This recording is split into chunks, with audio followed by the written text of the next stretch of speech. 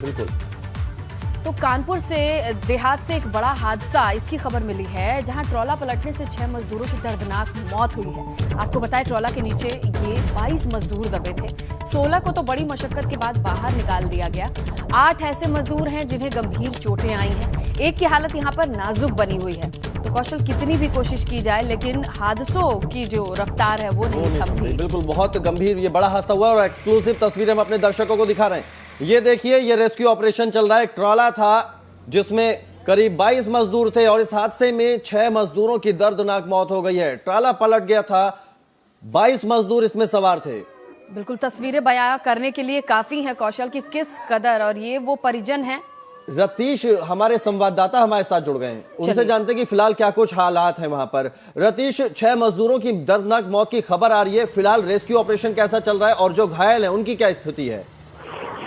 बिल्कुल, देखिए, बड़ा खतरनाक और दुखद हादसा हुआ है। हमीरपुर से और इटावा की तरफ ही लोग जा रहे थे। इसमें सवार जो लोग हैं जिन्होंने बताया है कि ट्रॉला चालक था, वो काफी रैश ड्राइविंग कर रहा था, बहुत तेज रफ्तार में गाने बजाते हुए और तेज रफ्तार गाड़ी चला के जा रहा था। ये सभी 22 लोग जिस ट्राले में सवार थे, ये सभी मजदूर हैं और कोयला लगा ट्रक था जिसको रिलोड करने के लिए ये लोग इटावा की तरफ जा रहे थे। काफी तेज रफ्तार में होने के चलते ट्राला पलटा है। इसमें 22 लोग दब गए थे, जिनमें 6 लोगों की मौत हो चुकी है। 8 लोग काफी गंभीर हैं और उसके बाद इसको अस्पताल ले जाया गया है। कानपुर प्राथमिक उपचार केंद्र में उनका उपचार करने के बाद जो गंभीर लोग हैं उनको अकबरपुर माफी अस्पताल में जो मुख्यालय में अस्पताल जिला अस्पताल में रेफर किया गया है और वहाँ पर उनका फिलहाल इलाज चल रहा है। चलिए रतीश, आप नजर बनाए रखिएगा। तो कहीं ना कहीं तेज रफ्तार यहाँ पर भी इस बड़े हादसे का सबब बनी है। 22 मजदूर इस ट्राला के नीचे दबे थे, कोयला इसमें लदा हुआ था। 6 मजदूरों की मौत हो गई है और 2 की हालत गंभीर बताई जा रही है। बहुत शुक्रिया आपका। बदायूं में भी रफ्तार का कहर देखने को मिला। यहां ट्रैक्टर ट्रॉली और बाइक की टक्कर हुई और इस हादसे में 3 लोगों की मौत हो गई है, जबकि एक शख्स घायल बताया जा रहा है। बदायूं में भी रफ्तार का कहर देखने को मिला। बिल्कुल कौशल, और कुल मिला के लोगों को बार बार ये समझाया जाता है कि दुर्घटना से देर भली, लेकिन शायद ये संदेश मानते नहीं। और उसके बाद सबसे दुखद चीज ये होती है कौशल की वो लोग जिनकी कोई गलती नहीं होती है वो इसके चपेट में आते हैं और जिंदगी से हाथ धोते हैं।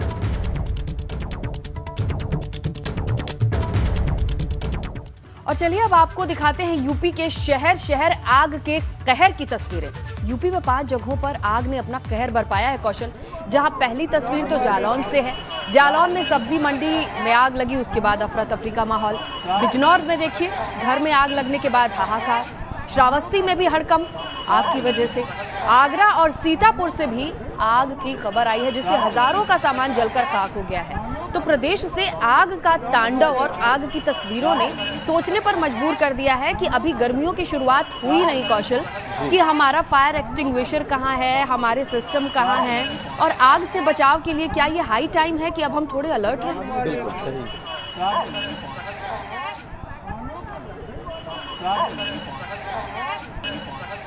चलिए, तो इन 5 तस्वीरों के बाद अब आपको सिलसिलेवार तरीके से बताते हैं। बात जालौन की करते हैं सबसे पहले, जहां सब्जी मंडी में भीषण आग लगी।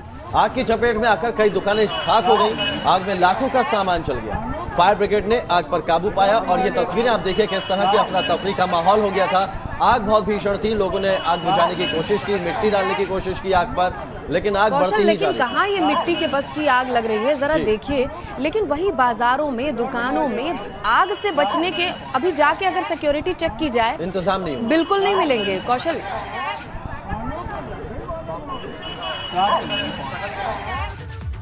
बिजनौर की तस्वीरों को देखिए, जहां की घर के छप्पर में भयंकर आग लगी है।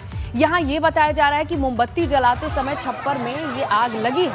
आग की वजह से घर में रखा सारा सामान जलकर खाक हो गया। ये देखो कौशल, किस तरह से पूरे गांव से लोग इकट्ठा हो गए। हालांकि ऐसे गंभीर विषयों पर भी कुछ लोगों के लिए मनोरंजन होता है, और लेकिन यही आग अगर फैलती चली जाए तो पूरे गांव के गांव कैसे जद में आते हैं, ये तस्वीरें भी हम अक्सर दिखाया करते हैं।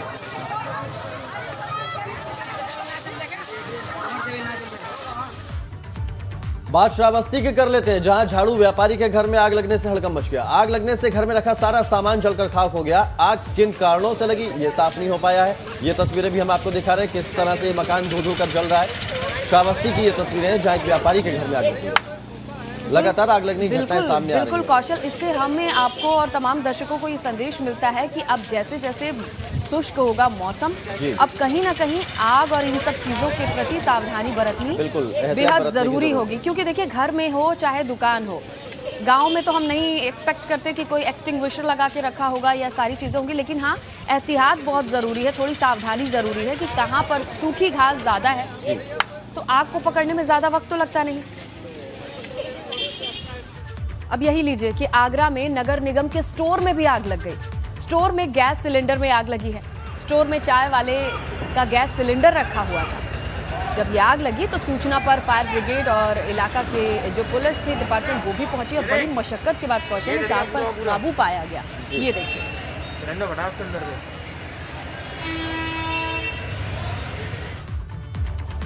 और अब बात सीतापुर की कर लेते हैं, जहां एक घर की लॉबी में खड़ी मारुति कार में आग लग गई। लपटों को देखकर परिवार वालों में अफरा तफरी का माहौल हो गया और आनंद फानन में फायर ब्रिगेड को इसकी सूचना दी गई, जिसके बाद फायर ब्रिगेड जब तक पहुंची तब तक कार पूरी तरह से जलकर खाक हो चुकी थी। अब घर में खड़ी कार में अचानक आग लग जा रही है तो ये भी एक बड़ा सवाल है कि आखिर कैसे आग लगनी। और यहाँ पे क्या ही किया जाए, ये खबरें हैं और देखिए वही है, वक्त है, कुछ भी हो सकता है।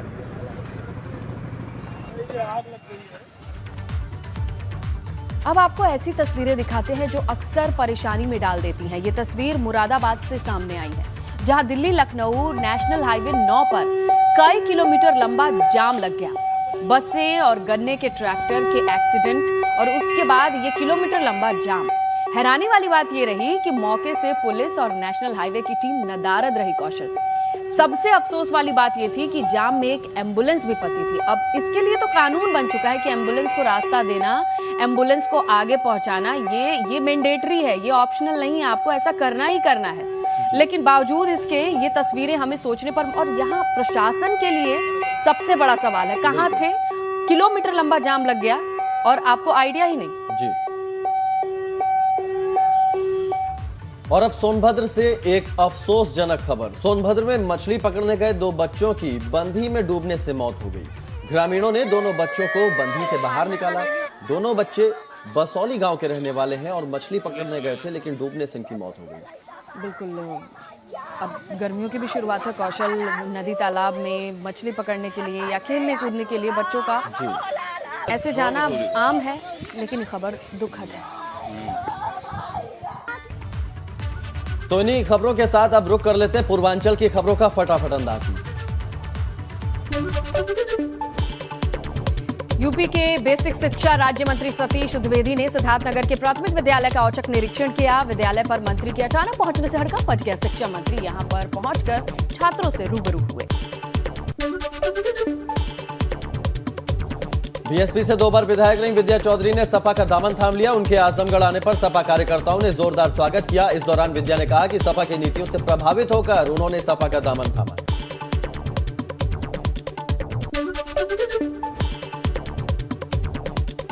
मिर्जापुर में देसी शराब के मौत के मामले में एक्शन देखने को मिला है। मामले में 2 पुलिसकर्मियों को सस्पेंड किया गया है। इस मामले की जांच के आदेश भी हैं। एक शख्स की गिरफ्तारी भी हुई है।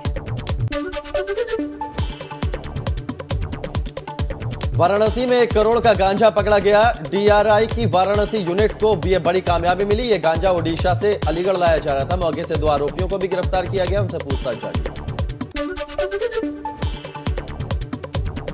जौनपुर में बाइक सवार बदमाशों ने प्राइवेट कंपनी के कलेक्शन स्टाफ से लूटपाट की है। बदमाशों ने स्टाफ से 5.5 लाख रुपए की लूट की है। बदमाशों ने तमंचे के बल पर वारदात को अंजाम दिया। इसके बाद वो मौके से फरार है।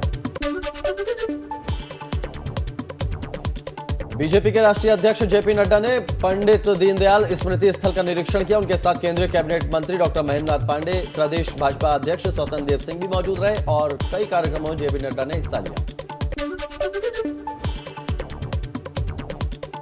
मऊ में मुख्तार अंसारी गिरोह के सदस्यों पर बड़ी कार्रवाई की गई है। गिरोह के 11 सदस्यों पर जिला बदर की कार्रवाई की गई है। आगामी पंचायत चुनाव को देखते हुए पुलिस प्रशासन की तरफ से कार्रवाई की गई है। एसपी ने यह कार्रवाई। देवरिया में 3 संदिग्धों को पुलिस ने गिरफ्तार किया है। मुखबिर की सूचना पर इस कार्रवाई को पुलिस ने अंजाम दिया। इनके पास से 2 रिवॉल्वर, 1 तमंचा, कारतूस बरामद हुआ है। अब इनसे पूछताछ की जाए।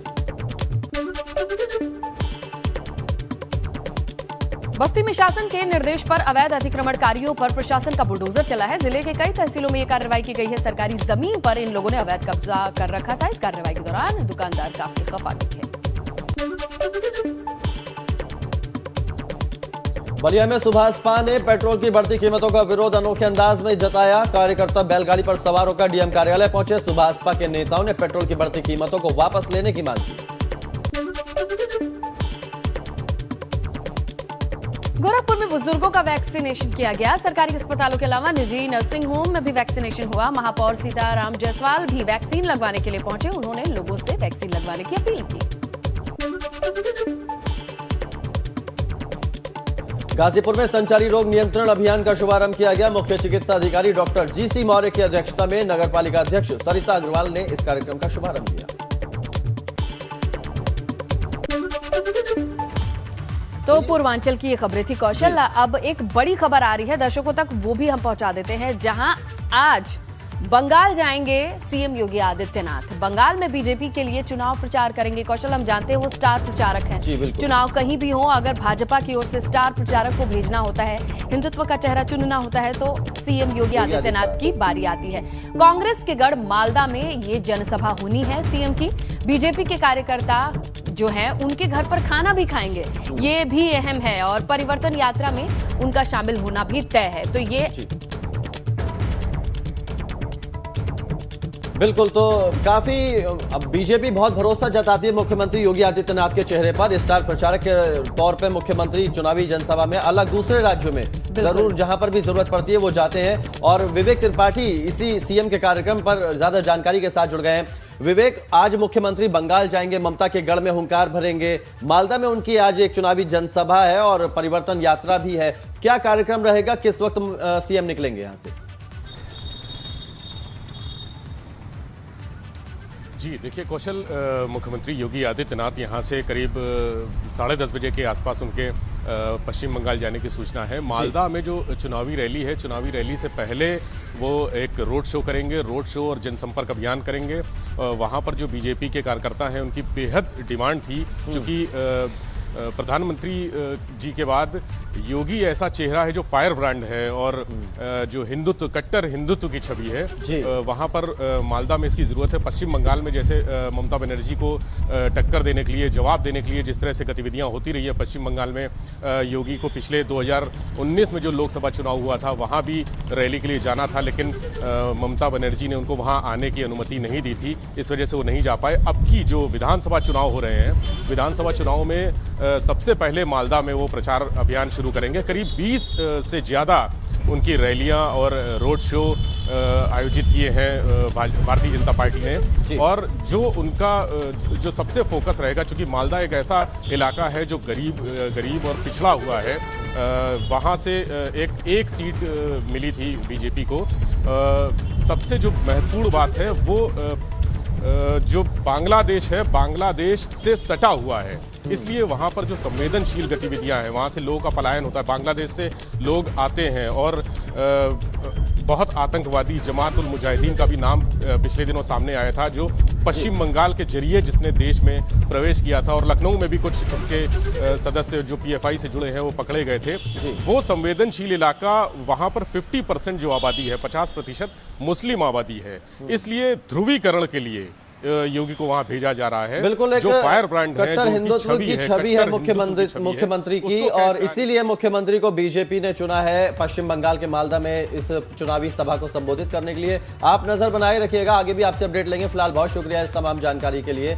और इस वक्त एक बड़ी खबर आपको बता दें, मुख्तार अंसारी को लेकर आज एक अहम सुनवाई होनी है। यूपी सरकार की याचिका पर सुप्रीम कोर्ट में आज अहम सुनवाई होगी। सुप्रीम कोर्ट याचिका पर सुनवाई करेगा। मुख्तार फिलहाल पंजाब में जेल में बंद है और यूपी लाने की कवायद लगातार जारी है उत्तर प्रदेश सरकार की ओर से। जो एक बीमारियों की लिस्ट थमा दी गई है कि वो कौन सी बीमारी है जो मुख्तार को नहीं है। डिप्रेशन है, किडनी है, तमाम तरह की जो बीमारियों की फहरिस्त। स्किन एलर्जी, बताइए, स्किन एलर्जी भी है। और ये अब नींद नहीं आती है, ये सारी चीजें हवाला दिया गया है, तो कौन विश्वास करेगा। बहरहाल अब ये सारी चीजों पर टिप्पणी नहीं होगी क्योंकि कोर्ट के हाथ में है, कोर्ट के पाले में गेंद है। अब देखते हैं किस तरह की अपडेट आती है, दर्शकों तक पहुंचाएंगे हम। आगे बढ़े, बात कर ले अमरोहा की, जहां बामनखेड़ी कांड के दोषी शबनम को रामपुर जेल से बरेली जेल शिफ्ट कर दिया गया है। जेल अधीक्षक पीडी सलोनिया से इस बारे में जानकारी ली गई है। उन्होंने ये जानकारी साझा की है। जिलाधिकारी के आदेश पर शबनम को बरेली जेल शिफ्ट किया गया है। आपको बता दें कि शबनम जुलाई 2019 से रामपुर की जिला जेल में बंद थी। तो शबनम को लेकर जिस तरह से पूरे देश में एक चर्चा है कौशल, लोगों के लिए ये एक ऐसी कहानी है जो शायद बेहद आम हो चुकी है, लेकिन अपडेट्स लगातार आ रही हैं।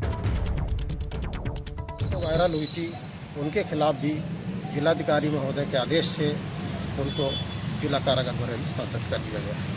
अच्छा, इन दोनों को सस्पेंड कर दिया? दोनों को सस्पेंड कर दिया गया है और महिला बंदियों को यहाँ से हटा दिया गया है। अच्छा, शबनम इस वक्त रामपुर जेल में है या बरेली? बरेली जेल। कब उसका ट्रांसफर हुआ? आज ट्रांसफर हुआ। किस वक्त? सुबह दोपहर में हुआ। अच्छा, शबनम यहाँ रामपुर जेल में नहीं है? शबनम नहीं, और एक बंदी और 2 महिला बंदियों को जिनकी दोनों रिपोर्ट थी वो यहाँ से जिलाधिकारी महोदय के आदेश से स्थानांतरित कर दिया, बरेली कर दिया। शबनम बरेली में है। वक्त हो चला है अवध की खबरें जानने का। फटाफट अंदाज। प्रयागराज में 2 महिला सांसदों ने कोविड का टीकाकरण कराया। रीता बहुगुणा जोशी ने बेली हॉस्पिटल सेंटर पहुंचकर टीका लगवाया, तो वहीं फूलपुर की सांसद किशोरी देवी ने भी टीका लगवाया।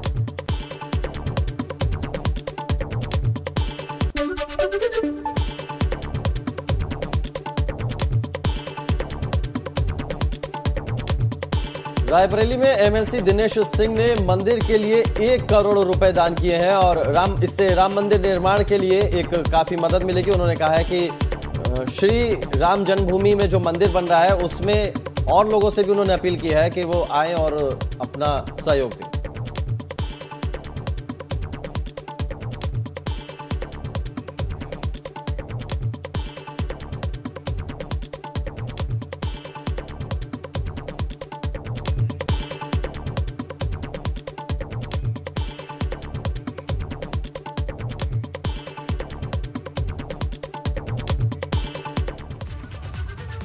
चलो कौशल, अब बारी है ये जान लेने की कि उत्तर प्रदेश में आज क्या खास चल रहा है, कौन कौन सी स्टोरीज हैं जो पूरे दिन आपको अपडेट उनसे मिलने वाली हैं, उन पर नजर डालेंगे हम। बिल्कुल, शुरू करें। तो आज यूपी में क्या खास है आपको बताएं कि यूपी के सीएम बंगाल के दौरे पर जाएंगे, जहां सीएम स्टार प्रचारक हैं, हम सभी जानते हैं, और बीजेपी के पक्ष में वोट मांगेंगे। सीएम मालदा में चुनावी जनसभा करेंगे और सबसे पहले सिलीगुड़ी पहुंचेंगे। तो तमाम लोगों को आज इंतजार होगा, खासकर अगर बात कर लें कि उत्तर प्रदेश में कौशल, यहाँ आज अपडेट तो हमें मिलेगी, लेकिन पश्चिम बंगाल में या बंगाल में भी उनकी जो छवि है, अभी जैसे थोड़ी देर पहले ही जानकारी दी कि 50% हिंदू और 50% मुस्लिम वोटर हैं, लेकिन उन 50% को जरूर कहीं ना कहीं इंतजार होगा कि उनका स्टार प्रचारक आज मौजूद रहे। तो आज इस तरीके से ये सारी चीजें यूपी की तरफ खास रहेगी। और आज जारी पंचायतवार आरक्षण चार्ट भी है, ये भी एक जरूरी खबर है आप तक पहुंचाए, जहां आरक्षण प्रस्तावों पर आपत्तियां ली जाएंगी। सभी जिलों में ये आपत्तियां निस्तारण व्यवस्था भी है और डीएम की अध्यक्षता में समिति बनाई गई है। दानेवार रोटेशन आधार पर ये आरक्षण तय करने में जुटे हुए हैं। और हाथरस कांड में क्या खास है, ये भी आज गवाही की से रिलेटेड अपडेट आ रही है, जहां 4 आरोपियों के खिलाफ आज से गवाही होनी है। इन आरोपियों पर आरोप तय हो चुके हैं। सीबीआई रिपोर्ट के आधार पर आरोप तय हुए हैं और गैंगरेप हत्या की धाराओं में ये आरोप तय हुए हैं। काशी की बात कर लें तो काशी में आज दीक्षांत समारोह का दिन है। संपूर्णानंद संस्कृत विश्वविद्यालय में दीक्षांत समारोह है। महात्मा गांधी काशी विद्यापीठ में भी 42वां दीक्षांत समारोह है। दोनों दीक्षांत समारोह में राज्यपाल आनंदीबेन पटेल शिरकत करेंगे। अब बात कर लेते हैं उत्तराखंड में क्या कुछ खास है। तो उत्तराखंड में गैरसैंण में बजट सत्र का आज दूसरा दिन है। आज राज्यपाल के अभिभाषण पर सदन में चर्चा होगी। कांग्रेस सरकार को घेरने की पूरी कोशिश करेगी और पहले दिन विपक्ष ने वॉकआउट कर लिया था, राज्यपाल का अभिभाषण बीच में ही छोड़ दिया था। तो आज दूसरे दिन क्या कुछ होता है ये देखने वाली बात होगी। आगे बढ़ते हैं, बात करते हैं हरिद्वार महाकुंभ की। तो हरिद्वार महाकुंभ को लेकर आज का कार्यक्रम है। आज जूना अखाड़े के रमता पंचों का नगर प्रवेश कार्यक्रम है, जिसमें हजारों की संख्या में रमता पंच नगर में प्रवेश करेंगे।